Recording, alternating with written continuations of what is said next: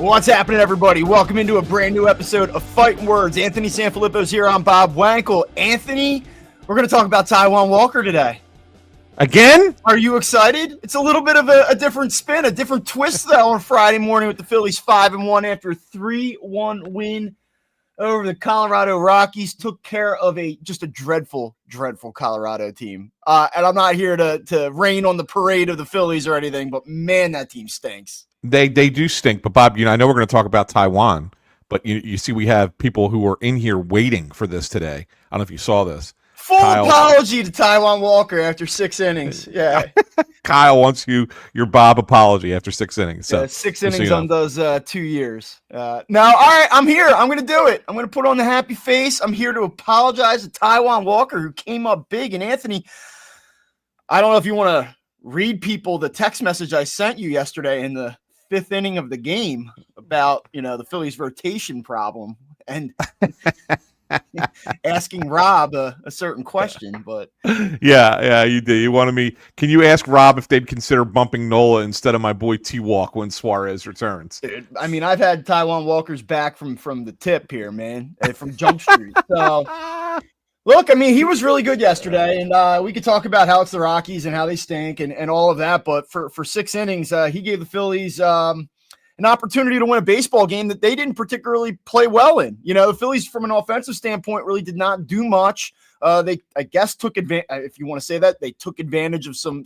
Colorado miscues defensively, and they won the game, but really, they don't win that game yesterday without the contribution of Taijuan Walker. He goes 6 innings, no earned runs, 3 hits, and what was the big takeaway? You were down there. You talked to him after the game. Like, what was the big story here? Well, my big takeaway is this, Bob, and this is kind of what you just said. But if you go back over Walker's time here with the Phillies, it seemed like, other than that short stretch in 23 in like late May, early June, where he really pitched well. Yeah. That anytime he pitched and won a game, earned a win, it was because the lineup picked him up.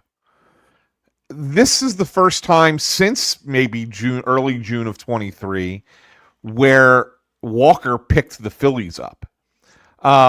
So that was the first thing that I noticed. But I'll tell you, you hear the guys, everybody, Rob Thompson was the first one to say it afterwards. Real Muto said it.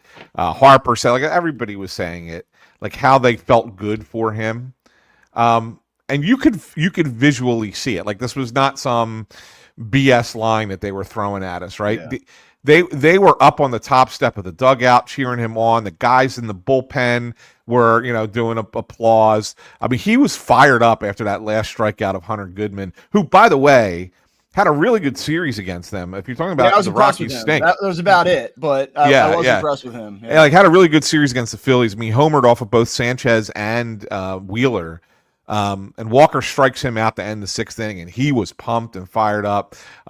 So, yeah, like you feel good for a guy who we all know he's not that great of a pitcher, but we've said a million times over also that Taijuan Walker is a guy who cares. He's a good guy. He's good in the clubhouse. Everybody likes him.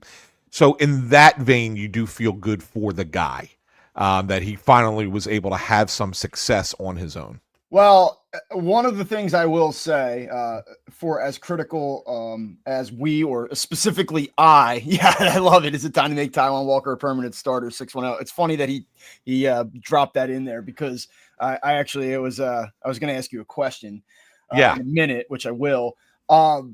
We've always said, I feel like I've gone out of my way to preface these criticisms of him and what he's done or hasn't done with this team by saying, like, by all accounts, he works hard, and by all accounts, the clubhouse likes him, and by all accounts, he's a good guy, and all of those things. And so I guess I'm not surprised to see the reaction that he got from his teammates yesterday. And, if I don't know what happens next week when he takes on the Braves, who, by the way, are hitting a major league worst 151 as a team, have a major league worst 234 slugging percentage and a major league worst 485 OPS.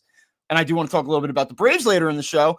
Maybe Taijuan will be set up for success in his next start down in Atlanta early next week. I guess we'll see.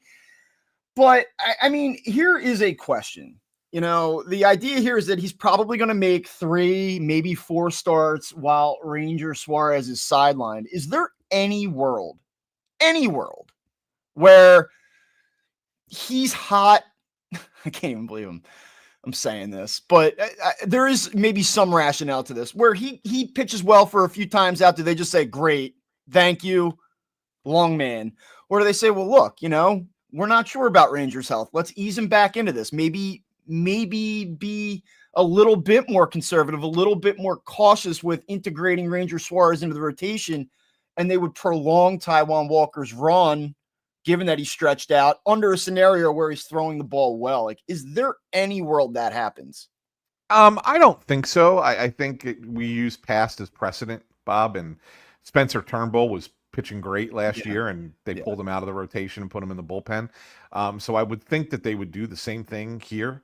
And I don't know. That contract has had a lot of things that would take conventional wisdom and kind of discard it. So that's the only, because I know, I agree with you. I asked the question with a very strong opinion of like, no way, but that contract has been a force. Yeah. Well, the one thing I was going to say that I could conceivably see maybe for a couple of starts as they ease Ranger back in is kind of piggyback the two. Mm-hmm. So, maybe one starts, pitches 3 innings, the other pitches another 3 innings kind of thing. Like I could see that if Walker's going well and you don't want to kind of lose that momentum with him. But no, I think it would be the same thing that they did with Turnbull last year. I mean, look, there was a thought, and this is a correlation, but it's a little bit different. But Edmundo Sosa had been hitting so well, and 9 for 15 to start the year, 4 straight games, 4 straight multiple hit games, and then he wasn't in the lineup yesterday, right? And so it's kind of a similar thing, like, hey, this is your role. Your role is as a depth player, backup player, bench player. Same thing with Taijuan. Your role is ultimately the long man in the bullpen.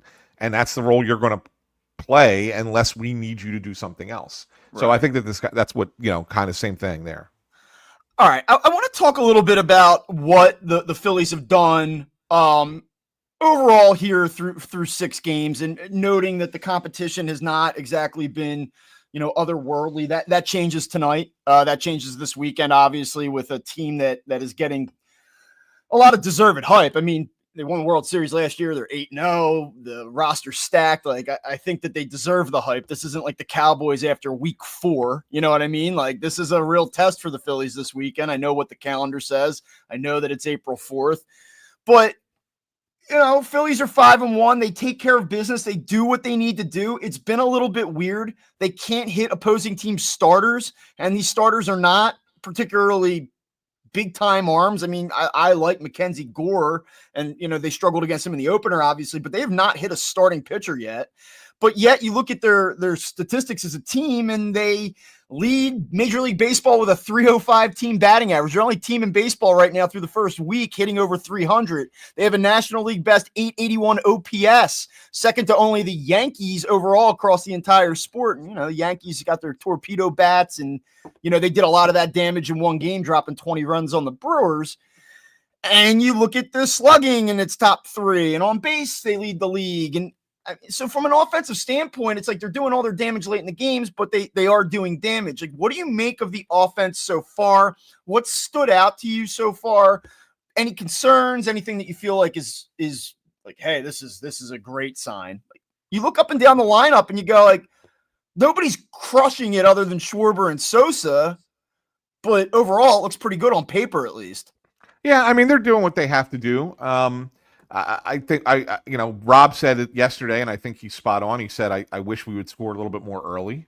And I don't necessarily know if he means just against the starting pitcher or first couple of innings. I mean, they just don't score early on in the game. I had actually been tracking that through the first game against Colorado, but I mean, I can tell you that they've scored first in 2 of the 6 games, and I don't believe that they have more than 5 runs through the first 5 innings total so far this season. I believe is correct. Yeah. I mean, so I guess that's the one concern. It's like, you can maybe get away with that against the Nationals and the Rockies. You're not getting away with that against the Dodgers and the, coming up here. Yeah. You can't wait till the 5th, 6th inning to start scoring against the Dodgers. You're going to be way behind. So that's the one thing that I look at from an offensive perspective and say they need to be better. They did have a game in here where they I think it was the Wednesday night game against Colorado, where all their runs were kind of manufactured. They didn't hit a home run, and they put up 5 runs, all of them kind of by doing little things well. So you say, okay, well that's a good thing. But they've also had a couple games this week, both the home opener, and then again yesterday, where they just were stranding guys on base. I think they left 11 guys on base yesterday. I think 9 of them were in the first 5 innings. They just don't get those guys home. So is it fair to evaluate this team from a perspective of saying like, hey, bases loaded, 2, 3, 4, strikeout. That's so Phillies. That's why I'm not bullish on this team. That's what's going to kill them in the end. Like, how do you look at, I mean, it's so early and there's been so few games played that I just kind of go, okay, like terrible sequence. Like, but I just haven't like raised to this level of like, see, that's their problem. Like come October, that's the exact issue. I just go like, let's just see what happens here. Like, let's see more. It's annoying to watch in real time, but like after the game, I'm like, okay, I don't know. Yeah, I can't get behind that stuff, Bob. I just can't. I can't take something that occurred in a very small sample of time and say, well, that's going to be the problem again this year. Like I just can't do that. I just can't. Just as much as I sit there and say Kyle Schwarber's not going to be, hit 4 homers every 6 games for the entirety of the season either. Like he's just not. Yeah. That's unrealistic. There's going to be an offensive regression from what they're doing, and everybody's going to get worried about it. But there's also going to be times where that offense just blows up, and they're going to hit 5, 6 homers in a game and score 13, 14 runs, and they may do it like 3, 4, 5 games in a row, and all of a sudden you're like, well, see, it's hitting season now, right? I mean, and it's just the ebbs and flows of the sport. So no, I don't prescribe to that. I know that drives people crazy because everybody wants to prescribe to that kind of philosophy that they didn't make any changes, so it's going to be the same old. You just have to wait and see. Like baseball is what it is, right?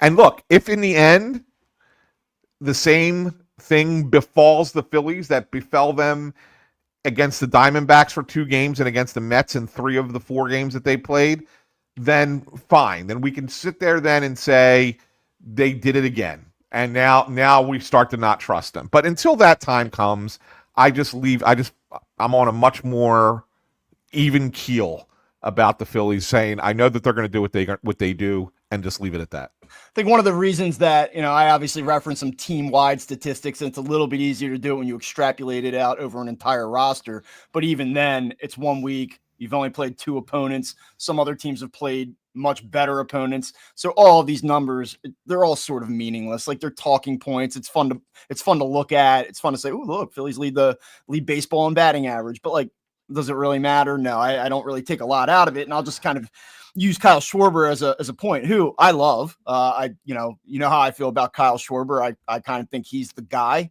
in this whole thing. But Kyle Schwarber, are you concerned that Kyle Schwarber is only on pace to walk 27 times this year and strike out 162 times? Because I'm concerned. Now, are you concerned that, or are you excited that he's on pace to have 216 RBI? And are you excited that he's on pace to hit 108 home runs? Right, exactly. Exactly. And I just want to point out, one of our regulars, Smy Guy, chimes in. He says, watching every game through the lens of would this game win the World Series is exhausting. Just enjoy the regular season for what it is. Totally and he's right on. But the one thing that you brought up there about Schwarber not walking so far, I think is a team-wide thing. I just got the feeling that they're up there swinging a lot more at strikes. I think what ended up happening last year, Bob, we talked about it in the end that, they were getting behind in counts, and then they would get beat by chasing pitches out of the zone. they're not letting teams get ahead in counts is what's happening right now. Like they're jumping on pitchers and swinging, and that's where they found this 305 team batting average because they are getting hits. They're still walking a decent amount. I have it up in front of me here. So they've walked 25 times as a team, which is tied for 9th most. So they're not at the top here, but they, certain guys are finding other ways on to some Turner's done a nice job with that. Like, I mean, if you want to talk about a guy who's, taking some pitches, I mean, I think Trey Turner in the few games that he's played, I think has taken some pitches. The guys at the bottom of the order have done a nice job at that, but I'm telling the guys that you anticipate getting a ton of walks, your Schwarbers, your Harpers, those guys are going up there hacking, right? They want to hit the ball. And I think that's something that, we'll see if it translates ultimately long term, if teams adjust and say, okay, the Phillies are jumping on pitches earlier in the count now, let's start pitching them backwards a little bit. Maybe you start getting the Phillies to chase pitches out of the zone early, and that changes the calculus here. But for right now, through 6 games against bad teams, they've been successful. Yeah, they are 20th in pitches seen per plate appearance so far through 6 games. So they've been a little bit more aggressive, or certainly it would seem that they've been more aggressive than related to the rest of the league. And they're actually, I will say this, what is interesting to me is that just looking through some of the pitch data, and I find this very, very intriguing to look at, because I think it explains a lot about approach and philosophy and the way that teams are attacking. And seeing this, the Phillies have only seen so far 62.5% of pitches as strikes, which is also 20th in baseball. Like, they're not seeing a ton of strikes. So I think the teams are saying, like, let's try to get them overly aggressive. Let's try to get them out of the zone. And I mean, based on what you saw last year, that's to be expected, and I think so far that they've navigated that well. They've seen strikes early and played, their plate appearances. They're trying to load up, trying to get on, but certain guys are working the count a little bit. And, I think that's something worth monitoring, because, like, I can't look at a game to the point that we just read there. Like, I can't look at a game and say, well, this sequence in the 4th inning fell apart, and that's why this team's not going to win the World Series. But I do think it's worth tracking the overall trends about plate discipline, about approach, about how many strikes are they seeing, how many pitches are they offering outside of the strike zone. Like, get me to mid-May, and then let's revisit those numbers. And then I think we can start to have conversations about, like, what does this truly look like? Yeah, no, I think you're right, Bob. And this is not going to be a smooth transition to our next topic, but I got to ask you a question. You keep talking on the show, you keep reminding everyone that you're now 39, so you're approaching 40, right? Yeah. And so wherever you were just pulling up your numbers from, I don't know if you were looking on your phone or if you have paper over there. I can't wait to see where this is going. Yeah. Well, no, so you were so close to your phone to look at those numbers, like you went off screen. You were dipping down. I will tell you, I waited till late in life to get glasses. Bob Wankel might have to go that route as well. Yeah. Just saying. Yeah, there you go. Maybe you can read your phone now without going off screen. I don't really need these. Okay, so I don't actually need these. You know what I do? Are they cheaters? Yeah, a little bit. When I have a business meeting, and I need to look a little bit more professional, I go, hey. Bob Wankel. Robert Wankel. Yeah. My name is Robert Wankel, and I am pleased to meet you. That's what I do. That's good. It is. All right, look, I want to talk a little bit about Kyle Schwarber. We had a conversation about a month ago. Like, hey, all these guys are old as shit. Who are you bringing back next year? They can't all play into their mid-30s together on this team. And I think the way that we framed the conversation was like, who's more likely to return next year? Yeah, there you go. Amy, I'm 46. I've really started. Yeah. It happens. Can't see the small print anymore. It happens. Happens. So, I mean, like you look at Real Muto, terrible start, has gotten it together the last couple games. That's nice. But Kyle Schwarber's gotten off to a great start. And you consider what he's done for this team since he's been here. I think from a leadership standpoint, from a production standpoint, you've wanted him to be a power hitter. He's been able to do that. You want to plug him in as a leadoff hitter in an unconventional way. He's been able to do that. This team's won a lot of games with him in that spot. I just think the world of Kyle Schwarber. I do. And I felt it covering that team in 22. I really felt like he was the guy. As great as Bryce Harper is, and I think that he has a lot of leadership qualities in terms of accountability and the way that he leads on the field and plays with a certain intensity, and that rubs off on the team. And like, it's not about Bryce not being a leader, but I just think from in terms of, remember when they went through that cycle of like the late season struggles in 22 and you're like, same old Phillies, same old crap. Here we go again. I think it was Kyle Schwarber that really was like, I've been here before. I know how to do this. I've won. And I think that his presence in that clubhouse really stabilized that team and helped them take off and really set up this entire, I'll call it the entire run. I know they haven't won the whole thing. I get it. I just think he's very valuable in a lot of different ways. And he's a great dude too, obviously.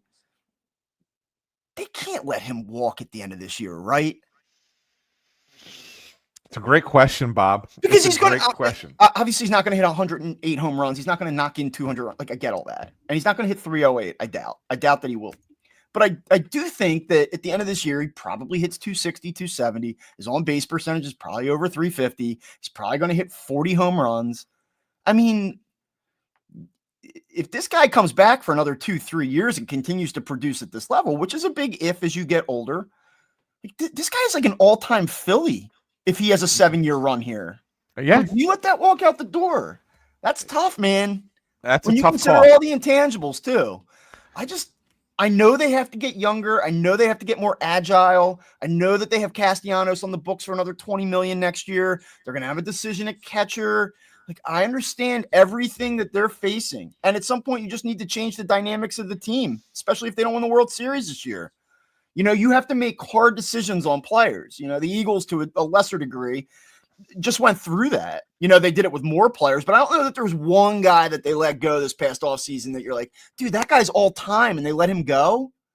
You know, I just don't know how they navigate that. I'm curious to know what you think now that we've gotten into the season and you see that, like, man, he's still that guy. Yeah, you asked me a few episodes back on the formerly named podcast, Crossed Up.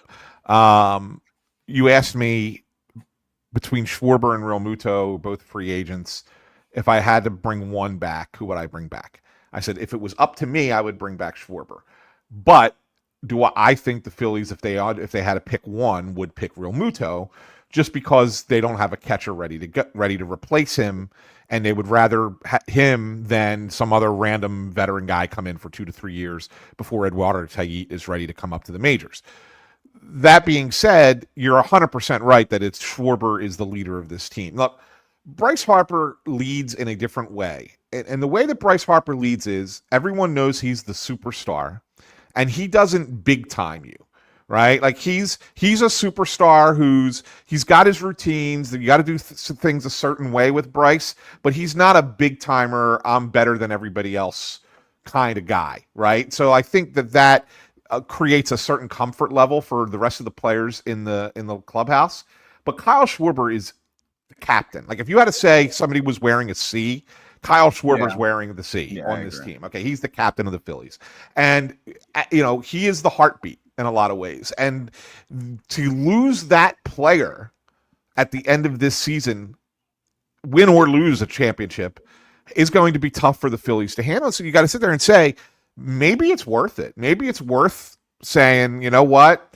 We know this guy will if nothing else, even though we are going to get younger in the future, if nothing else, we know this is the kind of guy we want running that clubhouse for the next couple of seasons until that next leader type emerges, whoever it might be. And so then, yeah, I mean, like I would bring him back. I think Kyle Schwarber means that much to the Phillies. I'm just not sure, based off when you look at the financials and you look at the dynamics of it, how it makes the most sense for the Phillies, and that's why I'm not 100% on him being back next year. And I think that it's fair. Like, I feel like I just laid out the case, but I mean, I can make a case against it.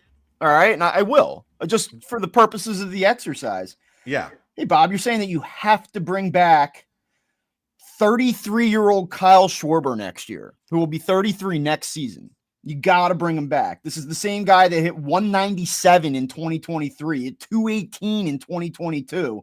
And like, while he is obviously a potent hitter and a capable guy, his 4-year run with the Phillies, he's hitting 222 with a 344 on base percentage and an 837 OPS. That's not special. Those aren't special numbers. OPS plus 131. And I mean, he obviously changed his game last year. He jumped his batting average by 51 percentage points. His on-base percentage jumped from 343 to 366 year over year. The slugging improved with it. The OPS jumped from 817 to 851 from 23 to 24. We saw the best of Kyle Schwarber in a Phillies uniform last season. Do you buy that he has recalibrated as a hitter and that what you see right now is really Kyle Schwarber? Or are we susceptible to that dip back to what we saw in 22 and 23 when he's striking out 200 times? He's struggling to get to 200, and we're going like, dude, we got another 2 years of this at 20 mil. We're going to extend that? So that's the argument against. And the Phillies have, I think, a very difficult question to answer. And it's certainly there are 156 games left in this season, and what he does over those 156 games, I think, will largely play a huge role in how they, I mean, no shit, right? Obviously, that's going to dictate what they do and how they feel about it to a degree. But right now, I think you have to bring him back, but I get it if you don't.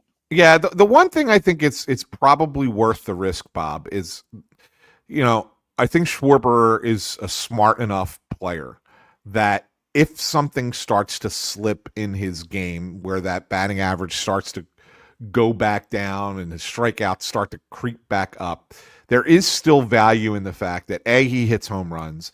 He's your best home run hitter currently and probably would be going forward for at least another couple years. And then secondarily, he knows how to work pitchers. So, that's the last thing that goes for a hitter as they get older is their eye. That's the last thing that goes. So I think that there's at least enough value to sit there and go, look, they made a run to the World Series with Kyle Schwarber batting under 200 for the year in 22. Yeah. He hit 199 he hit, right? And then in 23, they made it to the NLCS when he hit 204, 203. So he hit 218 in 22 with 200 strikeouts. In 23, the Diamondbacks choke job. He hit a $197 with that's what it was. 15 strikeouts. The other way around. It was the other way around. Yeah. Okay, but still, the reality of it is they made deep runs. And he had a surge in 23 to get there. That wasn't like, hey, yeah, and then at the end he tailed off. I mean, that was dreadful for a while where it was like he's got some work to do to get to 200. Yeah. So that's the thing. You could still succeed with him in your lineup, not hitting the way he hit last year. That doesn't mean you want to go back to it. That doesn't mean that that's, an ideal situation, but it still can happen. You still can do it. So I think that that's why there's more value in bringing the guy back, because he'll still get on base and he'll still hit a bunch of balls out of the ballpark. And at the very least, that's enough to be considered productive enough for another few seasons. Yeah, he is already, as we talk right now, 135 regular season home runs with the Phillies in 3+ years. He's 18th all time. He will likely pass both Rhys Hoskins, he's 13 behind, Scott Rowland, who he's 15 behind, Mike Lieberthal, who he's 15 behind. He won't pass Harper. Oh, he could pass Harper this year. He's 18 behind him, but I doubt that. I mean, Kyle Schwarber, I'll get to the point, is probably going to be 13th all time on the Phillies home run list by the end of this season, in 4 years. Yeah. It's crazy. All right, well, something to keep an eye on there. What other observations? I just kind of want to almost just hit a bunch of different miscellaneous topics here. I have a couple other things I want to get to, but anything stand out to you from some of these players that have the question marks behind them, whether it be Marsh, Bohm, Stott, anything that you've seen one way or another there that sort of kind of makes you go, okay, I'm encouraged, or I'm a little bit discouraged about these guys? Anything from bullpen guys? But just what else has jumped out at you this week? You've watched a lot of Phillies baseball in person. Yeah, I'll tell you, the one thing that jumped out is Rob Thompson saying Johan Rojas played the best game of his life. I mean, where were you the night that Johan Rojas? Yeah, I mean, yeah, but it was no, but it was worth noting that here's a guy that could never get a damn bunt down and got two of them down in a game, and it mattered. Yeah, right. Yeah, I'm here for that. That's what he's got to do. Yeah. So, like, to me, that was an important thing, and to point that out, to highlight that. Obviously, Edmundo Sosa, who Bob and I argue this, and I asked you this when I wrote the story. Is he the best bench player of the past 50 years? Full-time bench guy. Don't give me a platoon guy, because there's some platoon guys you can argue out the even like just go right to 93 like we all do. Right. Like, all right. So right. Qualifies pretty much the entire corner outfield setup. Yeah, I mean, Eisenreich was a really good hitter, right? We know that.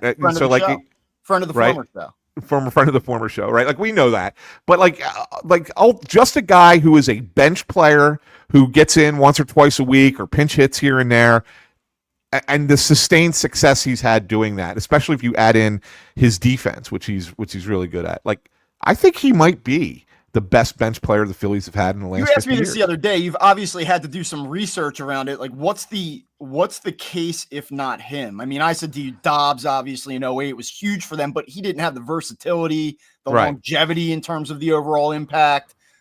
So I would probably go Sosa. Like, I think I may agree with you.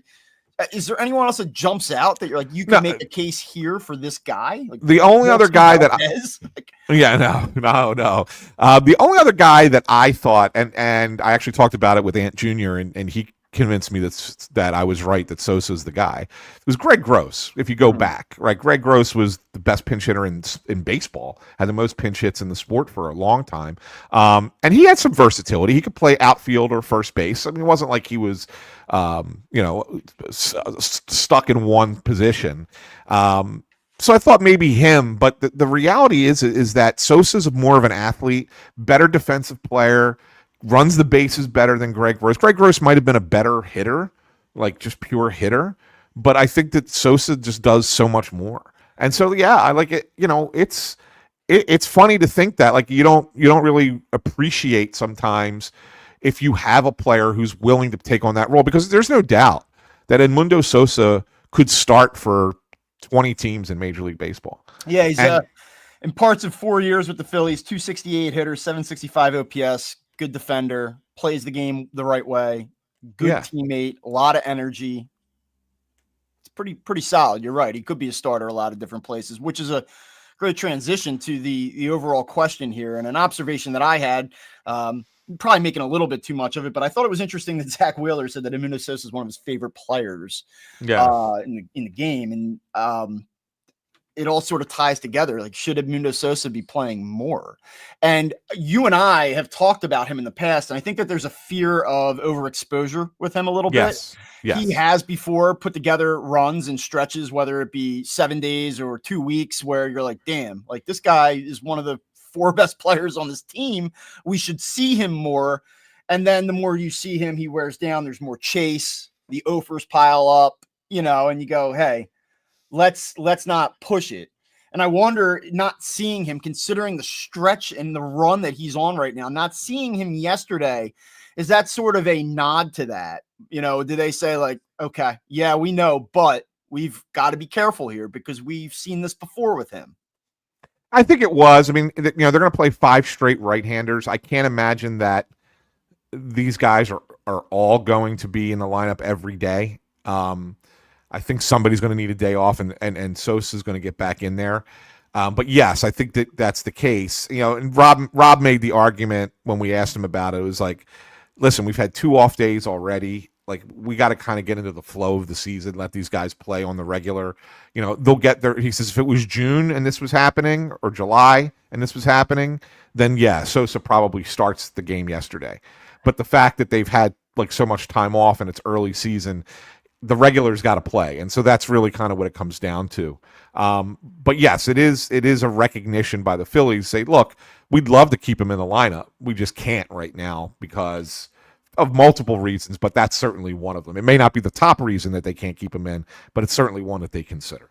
So Alec Boehm starts the season by getting a key hit on opening day, and everyone's like, "Oh, there you go, perseverance. He's a new guy. He's a happy guy now." And they obviously tried to trade him, but here he is, and this could be a great story. And then you look at a week later, he's hitting 259, which is fine enough. But the story for me always has been: here's a guy that you drafted as a top 3 hitter. He's playing a corner infield spot where you expect premium offense, and he was very good for them last year. He drove in almost 100 runs, and he can flirt with 300 at a time from time to time, and he uses all fields and the whole deal. But like, he's got one extra base hit in 27 at bats to start the season, and his OPS is below 600.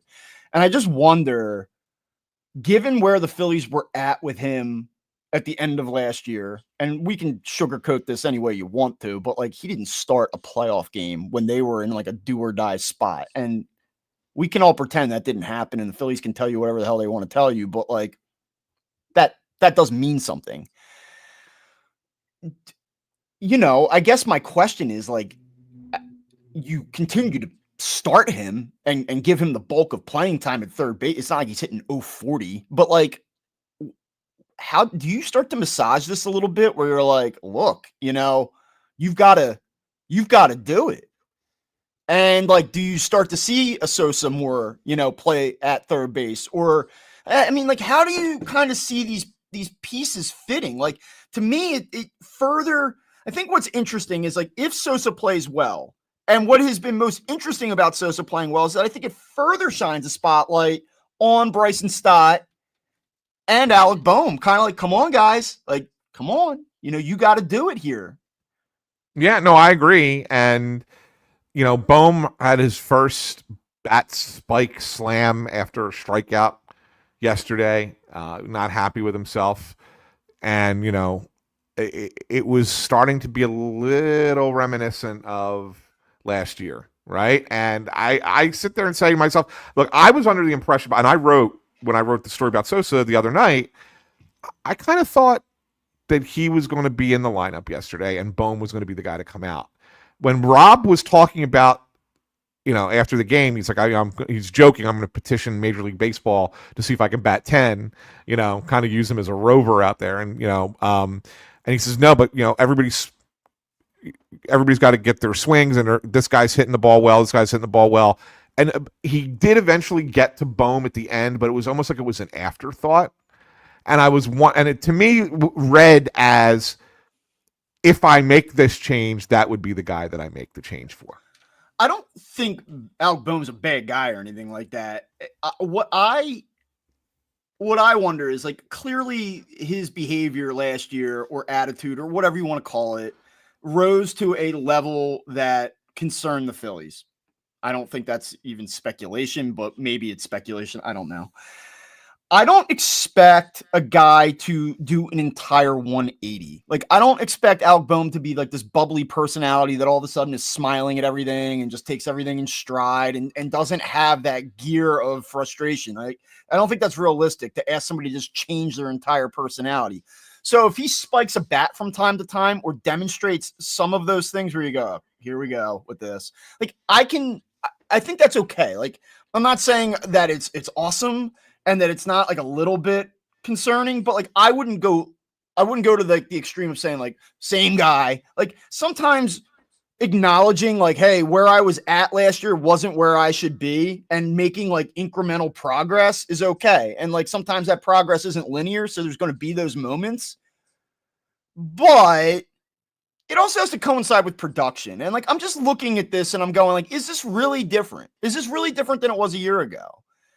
And, I just don't believe, I don't believe that he's going to be here long term. I just don't think that. And, if guys are going to perform well around him, I think that that's something worth keeping an eye on. And I hope for his sake that he puts it together and has a great year and someone pays him, whether that's here or somewhere else, but that's one thing worth keeping an eye on for me. And just from a pure baseball standpoint, I need corner infielders to drive the baseball. Drive the baseball. I don't want my third baseman to be a slap hitter. Like, come on. Find some gaps. Let's go. Find some gaps. It's fair, Bob. It's a fair criticism, and I kind of agree with you. Like I think that there needs to be more there. And I hope he figures it out too. Like I hope he gets back to being the guy he was the first half of last year. And if he is, then great. Then that's exactly what you want. Yeah, you wish he had more power, but I'll take what he gave you in the first half of last year, yeah, where he was really productive. You start to look at big picture stuff like, oh, what does this look like in October, right? Like that question. And the thing that I keep looking at with this lineup, and I just keep going back to it, I don't necessarily always care about the situational shortcomings. Like they are who they are to an extent. I just look at the lineup on paper and I see the statistics through a week, and they've been very productive at scoring runs. They were, top 5 in run production last year. There's a track record of overall success. I just look at the lineup though, and I go a little short in the middle. Like any lineup that goes Harper Bohm, just for me, I'm like, that's not good enough. No, especially when you're you're right. looking at a team like that's coming in here. Like we can talk about the Dodgers and are they overrated? Or are they going to win 130 games? Like, whatever conversation you want to have about the Dodgers, like they exist and they're really good. So if the whole thing is like at some point in this run, you got to win a title and that team's standing in your way, then Harper Bohm to me is not enough to overcome that. Like you got to give me more punch in the middle of the order. You have to give me more punch in the middle of the order. And that's it. They got to find it. Whether it comes from him or not, they've got to find more in the middle. Yeah. You're not wrong, Bob. I agree, and I think that would be I would hope. I mean, after last year's trade deadline underwhelming performance, I would hope that at the end of July that's what Dave Dombrowski and Preston Mattingly are going after. Yeah. is a right-handed power bat in some capacity. Yeah, I mean, if Nick Castellanos was on his way to 85 extra base hits and 35 homers, you'd be like, okay, well, whatever, who cares? Like, but he's not. I mean, he's not to say that Nick won't have a decent year or it's not really about him. I think they need more given what the track record of what we've seen here, Yeah. Two other quick things. One on the bullpen, one on the starting pitching. Bullpen, I mean, Alvarado had a rough outing yesterday. Kind of, he made his way through it. Quick story. Go ahead. So my house is up for sale right now. Yeah. Went on the market yesterday. We had a lot of showings. I was very thankful for that, but I was displaced from my work station here at my house. And I had to go to my parents to work yesterday. And my dad is tough. Like he has gotten very tough. He's 78 years old and he has like zero patience for anything. Like he watched the Eagles. He was the guy that watched the Eagles and was like, yeah, but I'm like, Dad, they won the NFC Championship game. They scored 55 points. He's like, yeah, but what the hell was that first drive? The Washington had like 19 plays, Like, that's my dad. So he is not a big Jose Alvarado guy. And like, you can understand why, like, not everything is always clean and easy. And there's a lot of stress and anxiety from time to time with Jose. And I watched this game yesterday with my dad and I was like, I don't think I can do this ever again. Like that 9th inning yesterday was absolutely excruciating to watch, probably as a normal fan, but next to him, I was like, maybe even worse. I see this guy can't throw a strike. This guy, same old shit with this guy. Oh, tell me again about his spring training and like the whole thing. And it was just like, I need him to save this game. So I very much appreciate Jose Alvarado figuring it out 36 pitches later. Yeah. They went to him for a third time in 4 days with yesterday. Probably could have avoided that. I agree. I thought that was a tough spot for Jose Alvarado to be in yesterday. Yeah, I thought, and they had, I think Joe Ross was getting warm there in the 9th. Like, you could have gone Joe Ross and got out of that game yesterday where they were in the lineup. You didn't need to go to Alvarado a third time. And then Rob says after, he's like, oh, yeah, well, he threw a lot of pitches. We got to protect him here in the next couple of days. You're not going to see Alvarado. Yeah, it's very exciting that you're protecting arguably your most electric reliever that can get you out of a tight spot. I know there's some variance, things can go sideways with Jose, but like that's your guy right now where you're like, yeah, we need a strikeout or we need some poor contact. Let's go. And he's not available against the best team in the sport. So yes, that's the other thing. Like that was why once the Phillies added on and made it 3-0 yesterday, I'm saying to myself, he doesn't need the save. Like, give it to somebody else. Save Alvarado for the Dodgers. I'm super excited about the Phillies protecting a 3-2 lead in the 7th tonight, and you having to use Joe Ross in the 7th because you're bumping back everybody else an inning. Yeah. Here comes Tanner Banks against Ohtani in the 7th, up 3-2. Yeah, exactly. Yeah, exactly. So, like, I was a little perplexed by them even using him. And then, Strom had a 30-pitch outing the day before. His velocity is not where it needs to be right now. He's a guy that grinds through at bats. He used some guile to get through that inning. I'm a little concerned right now that you're going into the series with the Dodgers and your two left-handed guys in the back end of the pen are not necessarily in the greatest spot. And you need the lefties more against the Dodgers than anything else, and I'm just a little concerned. That's all. That would be a thing I'd be concerned about. As for the starting pitching, I just wanted to throw this out there. A friend of the show, he's not in here today this morning, but Mark Dixon, he sent this to me on Twitter. He said that the streak is alive, and I was like, "What streak is he talking about?" He said 6 straight games. Philly starting pitchers have only allowed runs via the home run. No team has scored a run against the Philly starters yet this season, unless they hit a home run. And they've given up 6 home runs. 4 of them have been to the opposing team's catchers. So, like, only 2. The 2 by Nola were not catchers that Nola gave up were not catchers. Every other home run every other run scored in every other game. So every Phillies win, the runs that they've given up have been hit by home runs by the opposing team's catcher. All right.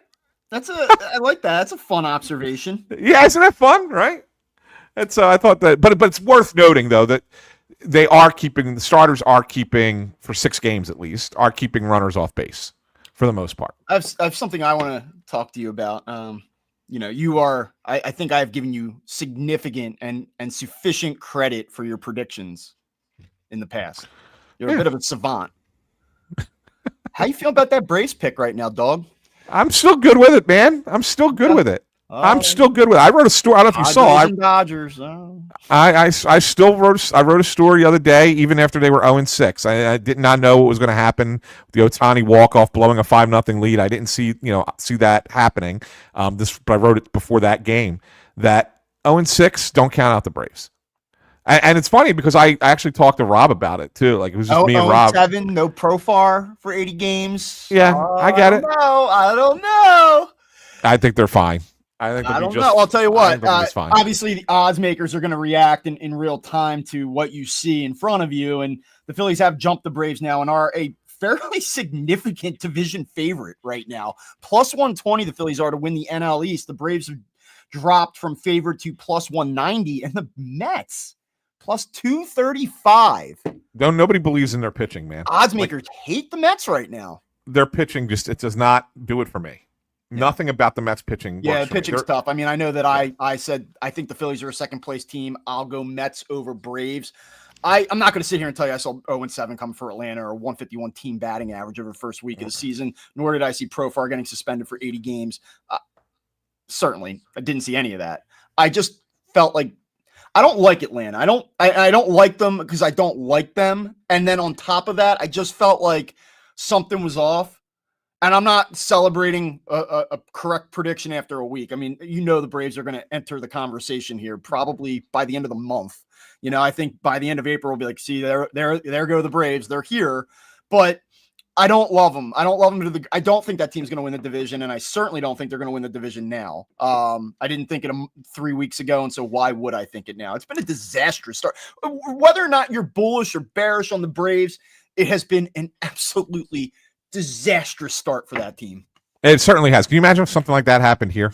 No, season would be over. People would be like, I'm out. Like, if they get back over 500, maybe wake me up then, but I'm not going to do this. Yeah, the Braves the Braves have played the 2 undefeated teams in baseball and have lost all 7 games but they had this shot. I mean, they faced, I think, what might be. I mean, I don't know what Roki Sasaki is, and we're going to find out on Saturday. What that looks like.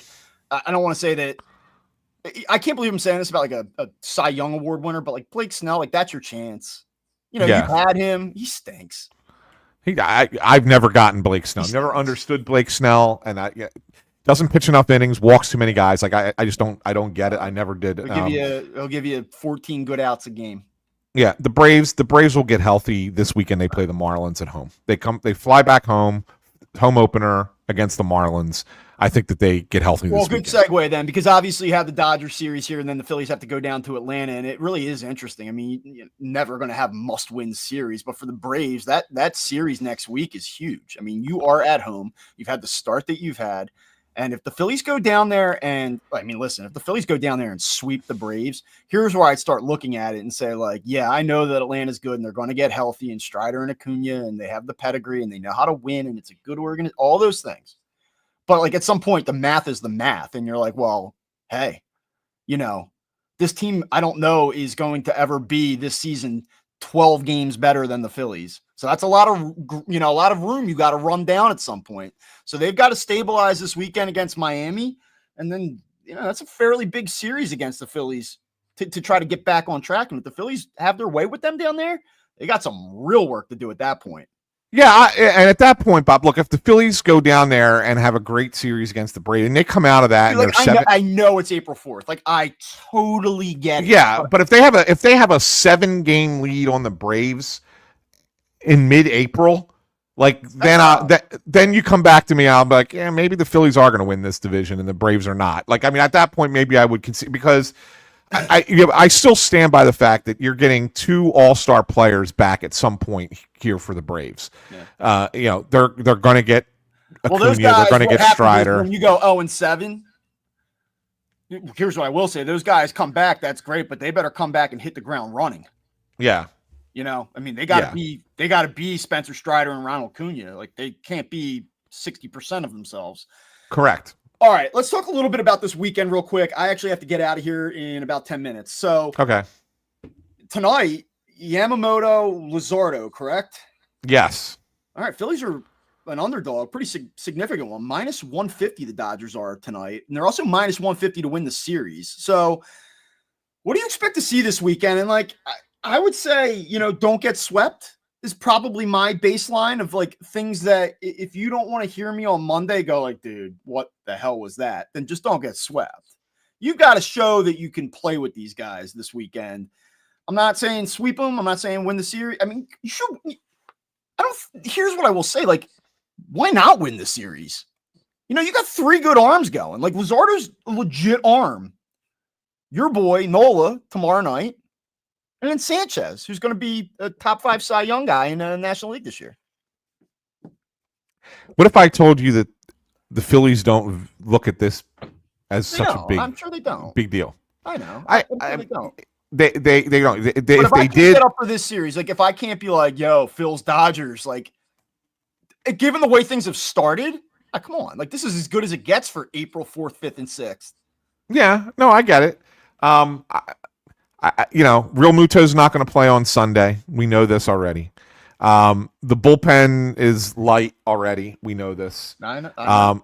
I wouldn't be surprised if there's a guy or two in the lineup that gets a day off here or there.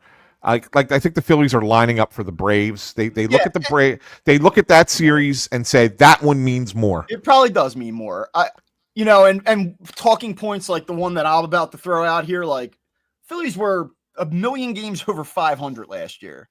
It didn't matter. Right. So like a series in the second week of April, first week of April doesn't matter in the long run. Nothing does, But for like fan psyche, the things that they don't care about, for like talking points and the casual fan or even the rabid fan, like show me a little something here. Yeah, the only thing I can say is that I think that they would probably like to be the team that finally knocks off the Dodgers. Yeah, like that's where I go. Like that's my line. Yeah. I'm like, don't get swept. Like you also have to have some. You can sit there and say like, look, we're lining up for the Braves, and it's early, and we're gonna be cautious with our players and do the whole Phillies thing that they do, and that's fine. I'm okay with that. But also, don't get your doors blown off this weekend, 3 straight days, especially when you have these guys going. Like, I know they're short in the pen. I think that's a tough spot for them tonight. And Yamamoto's awesome. So like, Do I love the Phillies tonight? No. But like, no, like, hey, Aaron, it's a conversation. This is not a new conversation. Hey, Aaron, go out and win a game tomorrow. Making $25 million a year. Be that guy tomorrow. Yeah. That's a fair way to put it. Third and give up 4 home runs. And how about that? That's a way to put it, and I think that's a good way to put it. I think the Dodgers win 2 out of 3 this weekend. Yeah, and that's okay. Because if you go into that Brave series and you still have a 5-game lead, fine. Yeah. That's totally fine. So yeah, I'm interested to see it just because it's the Dodgers too, just like everybody else. By the way, guess what we found out yesterday? The Dodgers traveling media. Okay, so think about this just for a second. Philadelphia is a great Philadelphia sports market, right? And we have many outlets that you can read or get your news from on your favorite sports teams and the Phillies, whatever. And usually there's 4 or 5 outlets that will travel to a big series for the Phillies. Mm-hmm. You know how many credentialed media members are coming in for the Dodgers? I'll guess. Yeah. Well, actually, you know what? I won't even put a number on it, but I'll say that there are as many, if not more, international than there are, American publications. And I don't know what the breakdown is, to be honest with you, between international and local to LA. But the traveling media party for the Dodgers is 49 people. Wild. 49 people. Now, you got both Yamamoto and Sasaki pitching. Obviously, Ohtani draws a crowd as well. But that is insane. I am very surprised. People. And I mean, listen, America's going to say, I think we'll see enough Phillies and Dodgers, shoved down our throats this season. But I'm very surprised that is not the Sunday night game this weekend. Yeah, I am too. Cardinals, Red Sox. I know. Yeah, I'm a little surprised myself as well, Bob. But yeah, no, I'm looking forward to it just for that reason. It's the Phillies and the Dodgers, just way the kind of the season started off. But I won't sit here on Monday when we reconvene. Space in the press box will be at a premium this weekend. Can't wait.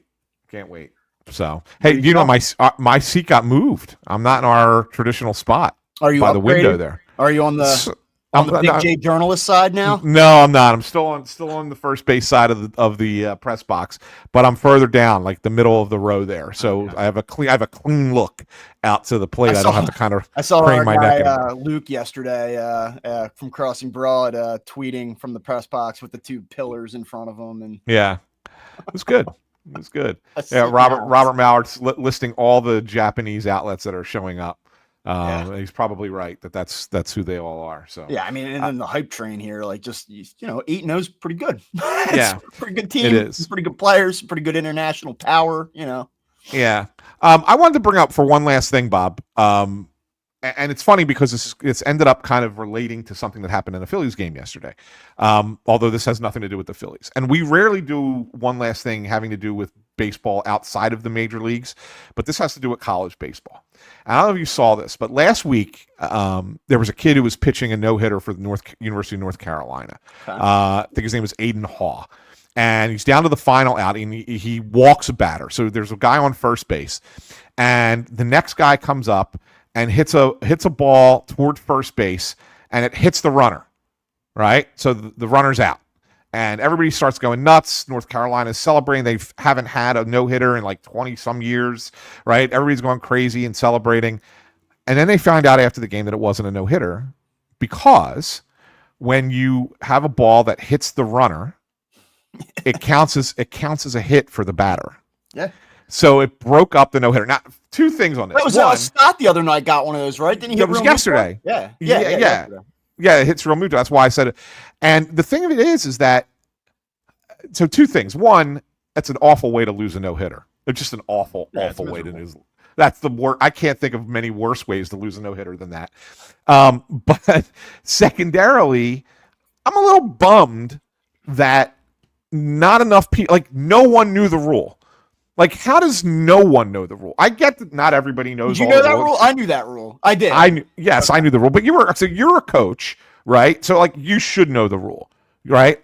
I keep score at every baseball game I've ever been to, so I'm pretty up to date on scoring rules, right? So like I know that it's a rule. But nobody on that North Carolina team knew it was a rule. And I will tell you, 90% of the press box yesterday had no idea that it was a rule. And I'm sitting there saying to myself, like, how do we have these people who are constantly around the sport of baseball and not know a rule like that? What's funny about that, though? UNC got a no-hitter, their first of the 2000s yesterday. Yeah. I may have just beat you to the end of that, but... yeah, that was the best part of the story is that they followed it up. As they say. Yes, they followed it up with it was a combined no-hitter, but they followed it up with a combined no-hitter a week later. So they finally got their no-hitter. Well, it's funny. I always like the press box conversations when there's something debatable and everyone chimes in. I texted you yesterday during the game. I was very surprised that that play at the plate got overturned yesterday. So was I. Everybody in the press box was too. We were all surprised, including the official scorers. You could not, based on what we saw anyway, I didn't think you could definitively say. If I would have looked at that in real time and you said, what do you think? I would have said out. But given the way that it's supposed to be with the call on the field being safe, I'm like, he's safe. Yeah, you can't overturn that. I don't know how they overturned it. Yeah. And there was a super slow-mo that shows his foot over the plate. Now, I don't know if it's touching or not. You couldn't tell. And the ball's still not in the catcher's glove. To overturn that, to me, I'm like, I got to see definitively separation between the plate and the leg. Yeah. I don't know. Whatever. I mean, it worked. Anyway, so yeah, there's been a lot of conversation in the press box this past week on rules and calls, but I was a little disappointed in my fellow colleagues and also everybody at North Carolina that nobody knew that was a scoring rule. It's a basketball school. It's a football school. Yeah, there you go. UNC football on TV like 12 times this year with like Bill Belichick now. Yeah, absolutely. All right, well, let's shut it down. For Anthony SanFilippo. Oh, go ahead. You know what? You do the outro now, right? You're the outro guy. Well, only because we got to say these. Oh, we got to say these things, otherwise Russ will yell at us. Yeah, true. And you got the controls. You're the control guy now too. So right? Yeah. Take it away. Yeah. So don't forget to subscribe to Phightin Words here on YouTube if you're watching us live. Click that thumbs up. Ring the bell. Make sure you never miss a show. That way, every time we go live, you'll be able to see us. And it's YouTube. For those of you listening in the podcast feed, you can watch us on YouTube at youtube.com/Phightin Words. But you can always subscribe to the show if you want to listen to it on Apple Podcasts, Spotify, Amazon Music, Pandora, wherever you get your podcasts. And we'll be back on Monday to recap this Dodgers series and to look ahead to the trip to Atlanta. So for Bob Wankel, I'm Anthony SanFilippo saying thanks for listening to Phightin Words. We will talk to you again on Monday morning.